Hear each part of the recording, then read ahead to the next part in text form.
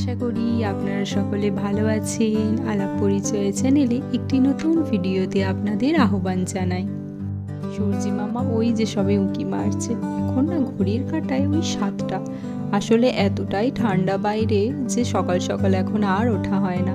আগে সকালে মর্নিং ওয়াকে যেতাম, এখন ঠান্ডার জন্য যাওয়া হয় না। চলুন যাই একবার বাগানের দিকে। বাগানের ফুলগুলি কিন্তু বেশ সুন্দর ফুটেছে, জানেন তো। এবারের এই গাঁদার কালেকশনগুলি একেবারেই নতুন। আগের বারের অবশ্যই গাঁদাগুলি হয়নি আমাদের। এই চারাগুলি যখন যে দিয়ে যায় তখন সে বলেছিল যে দিদি কি গাঁদা ফুল ফুটবে তা কিন্তু জানি না, কিন্তু দেখবেন ভালোই হবে আশা করি। তা সত্যি যে দিয়ে গেছে সত্যি খুব সুন্দর। এই গোলাপটি দেখুন কি অপূর্ব সুন্দর না। এর আবার জানেন তো 2 রকম কালার হয়। ফুলটি ফুটবার সময় একরকম, আর ফুলটি যখন একদম ঝরে পড়ার আগের মুহূর্তে তার আবার রং আরেক রকম।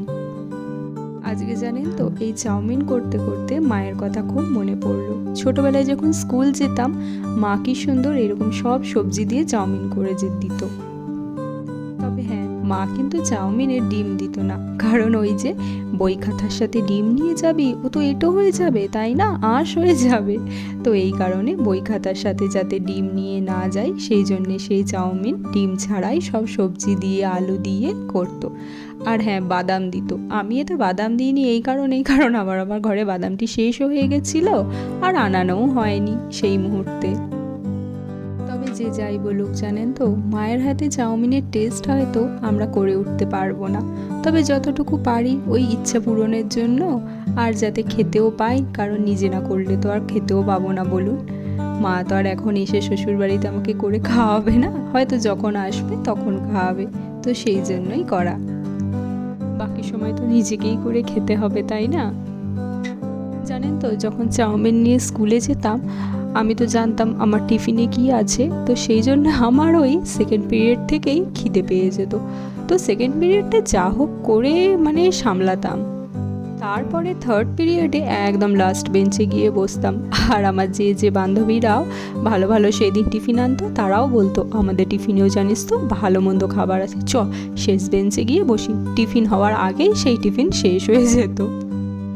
তারপর যখন ওই টিফিনের বেল পড়তো তখন তো আমাদের টিফিন শেষ, তখন কি করব, অগত্যা ওই ছোলা ভাজা, মটর ভাজা বা ওই যাকে 12 ভাজা বলে সেই সব কিনতাম আর খেতাম। সেও কিন্তু ভারী স্বাদ, জানেন তো। স্কুলের বাইরে এক কাকা নিয়ে বসতো।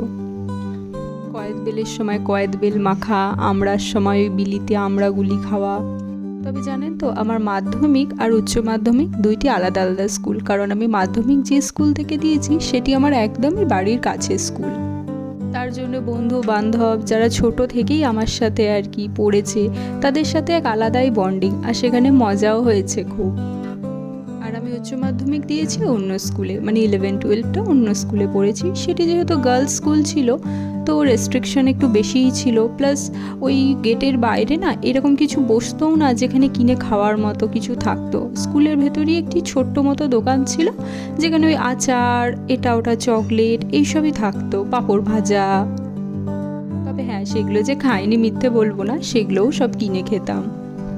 তবে আজকালকার ছেলেমেয়েরা এতটাই ব্যস্ত যে তাদের জীবন তারা হয়তো উপভোগই করতে পারে না। পিঠে ভারী ভারী ব্যাগ নিয়ে তারা তাদের পড়াশোনায় ব্যস্ত। তবে আজকালকার দিনে পড়াশোনা বলুন বা কাজের জন্য বলুন এতটাই রেষারেষি যে আপনি নিজেকে সেই মতো না তৈরি করলে আপনার লক্ষ্য পূরণ করতে পারবেন না। চলুন দেখতে দেখতে আমার প্রায় চাউমিনও হয়ে এলো। এবার সামান্য একটু গোলমরিচ ছিটিয়ে দিই। গোলমরিচের ঝালটা কিন্তু বেশ ভালোই লাগে বলুন। আমি তো আবার ঝাল খেতে পারি না, সেই জন্য লঙ্কা সেই রকম টাইপের কিছু দিও না। তবে হ্যাঁ, গোলমরিচটা খাই, কিন্তু তাও অল্প। কিছু কারণবশত আপনাদের সামনে সেরকম বড় ভিডিও আমি আনতে পারিনি, তার জন্য আমি দুঃখিত। তবে হ্যাঁ, এরপর থেকে আপনাদের সামনে প্রায়শই বড় ভিডিও হয়তো আসবে। না যাই, এবার না টিফিনটা করে নিই, কেন বলুন তো, আবার তো অফিস টাইম শুরু হয়ে যাবে, তখন আর টিফিন করার সময় থাকবে না। আজ তাহলে আসি, আপনারা সকলে ভালো থাকবেন, সুস্থ থাকবেন। আর আমার এই ব্লগটি যদি ভালো লেগে থাকে আমাকে অবশ্যই লাইক করবেন, আর চ্যানেলটিও যদি ভালো লেগে থাকে তবে একটু সাবস্ক্রাইব করে দেবেন।